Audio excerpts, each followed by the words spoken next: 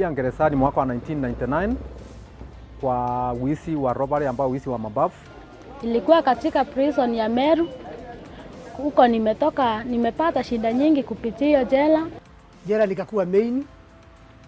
Nikakaa main miaka 8.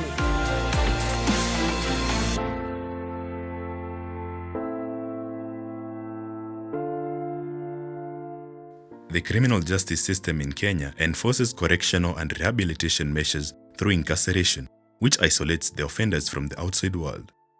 Majority of the offenders incarcerated are eventually released and returned to the community.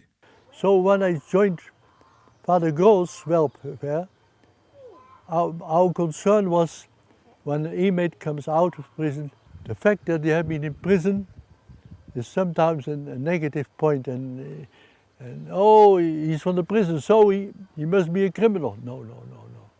He is rehabilitated, he is changed, he is trained. He's not as he was before. He is a different person. Not people who come from the prison are all bad. No, not at all.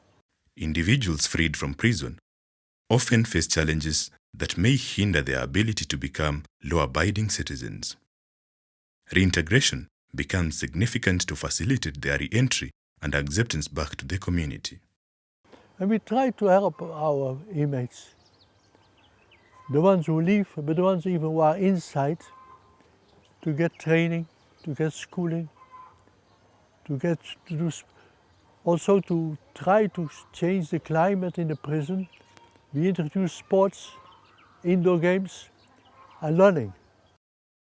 One of the key objectives of Father Grol's Welfare Trust, FGWT, is to ensure systematic reintegration of prisoners. Over the years, the Trust has ensured prisoners overcome stigma during reintegration.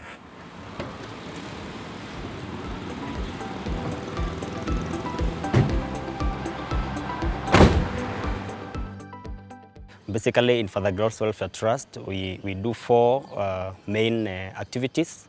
1 is education and training. Number 2 is sports and recreation. Then number 3 is health and sanitation.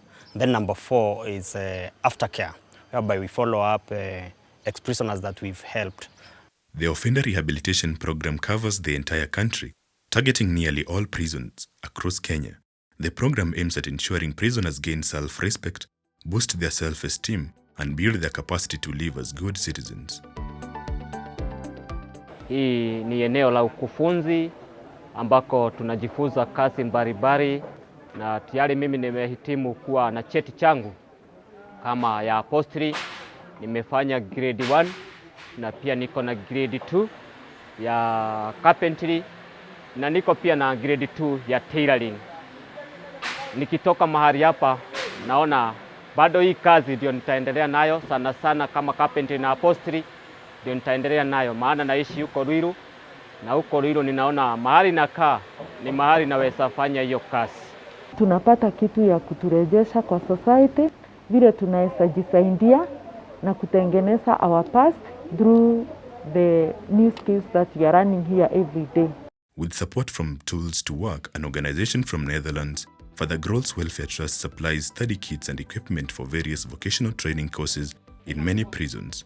These courses include carpentry, knitting, tailoring, hairdressing, metalwork, welding, among many others.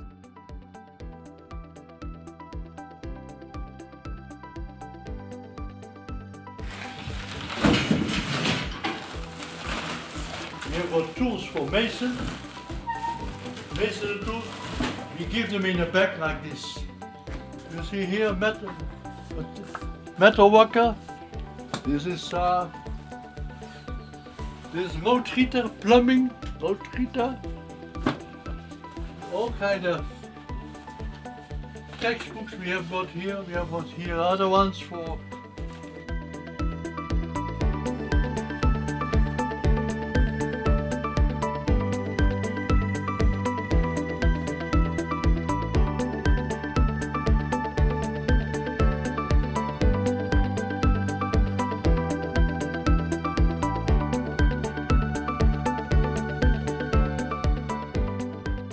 We've been getting tools from Tools to Work, And when an inmate is released, they are recommended to our office in accordance with the training that they got in prison. For example, if one was doing carpentry in prison and he or she attained grade 3 or 2 or 1, they get a recommendation letter and a grade test. They come with it in our office.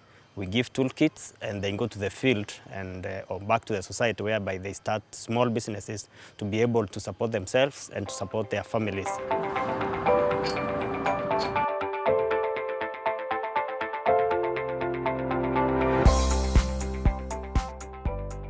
Wakati hawa wateja wetu wanakuja hapa, tunawafunza mambo tofauti tofauti, tunawafunza dressmaking na wengine knitting. Kuna wengi ambao tumesaidia, tumefunza na wakaweza kuhitimu several grade tests za government. We've had about 10 in the last 2 years that have sat for trade tests.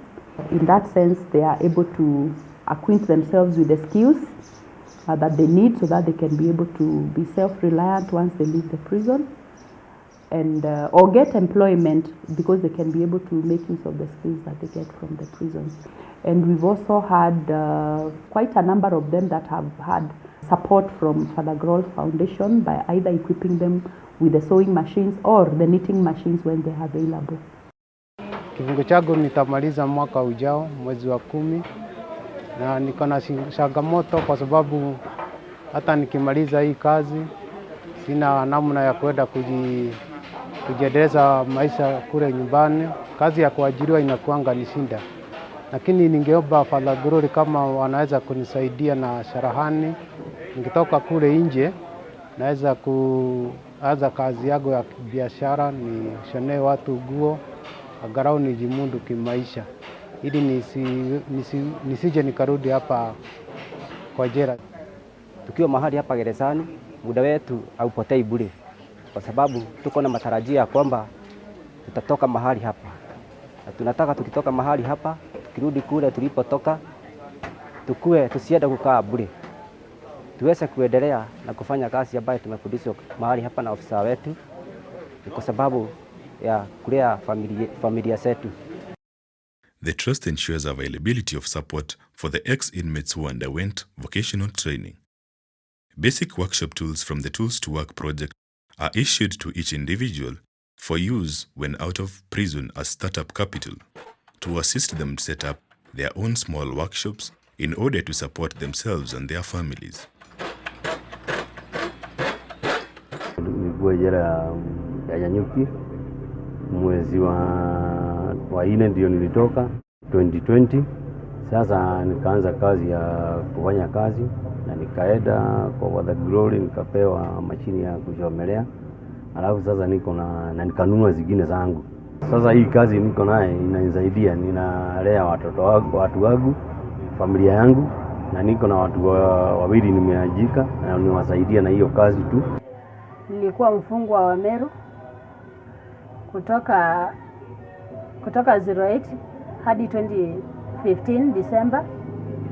Nikatoka, nilikuwa nimejifunza knitting machines. Nikatoka hapo nikafanya mtihani nikapata grade 1. Na after kutoka nje nilisaidika vizuri sana, nikapata machine, nikashona, nikapata machine hii ya sweater. After there nikajinganganisha, nikajipa kazi, nikapata wateja kwa wingi na shona nikipeleka sokoni. Zingine nazo nikawa pia mali nitoka prison nikawa niko na attend huko na shona nikipelekea wale staffs wananisupport upande ya kununua. Nikajinganganisha, nikajipata nimenunua mashini nyingine ya pili iko pande nyingine. Nilikuwa Kamiti nitoka mwaka jana. Huko nilipata kusoma kazi ya mechanic, na kazi nilitoka nilisaidiwa na toolbox na father. Nilisaidia juu watu tulikuwa na watoto 3, wawili wako shule na ndio hiyo kazi ndio nisaidiaga kulipa shule. Niko na vijana nafunza kazi kwa sasa. Kuna wawili walikuwa wametoka jela, mmoja ako na familia, kuna watoto wawili. Hii kazi ndio nalishaga watoto wake. Most offenders face significant social adaptation challenges as community stigmatization, and inability to find jobs or build individual or social capital. Unless they receive help to face these issues, they risk getting caught up in a vicious cycle of failed social integration, reoffending, reconviction, and social rejection. Na pia hata wakati nilivyotoka ndani ya jela, nikiingia nyumbani, agali familia yangu hawakunikana. Agali wakanipokea vizuri, wakanikaribisha. Hata hii kazi ninavyofanya, agali nawasaidia. Inanisaidia sababu kama ni kulipa school fees, yani mahitaji yote, agali inanisaidia. Hakuna kitu kizuri kama mtu kuwa na tegemeo ya kile kitu anavyofanya. Nimeshukuru sana kwa vile Father Grol amekuwa mtu ya msaada, ametusaidia, wafungwa wamefurahia yeye, sababu usiposaidia mfungwa na tools, hata mimi mwenyewe nikimtrain awe hana ile kitu ataenda kutumia, itakuwa ni kazi gumu zaidi. Tena secondary, mfungwa wakati anapofungwa hapa sio akili amefungwa, akili yake bado inafanya kazi. Tungeomba sana wahisani waendelee kutupea msaada zaidi, sababu wafungwa wengi wale tunaachilia wengine inakuwa sababu msaada ni kidogo, sio wote wanapata. Tools to Work has been supporting the offender rehabilitation program since early 2000, working in all the 110 prisons spread across Kenya. The project directly benefits between 600 and 800 inmates with tools each year.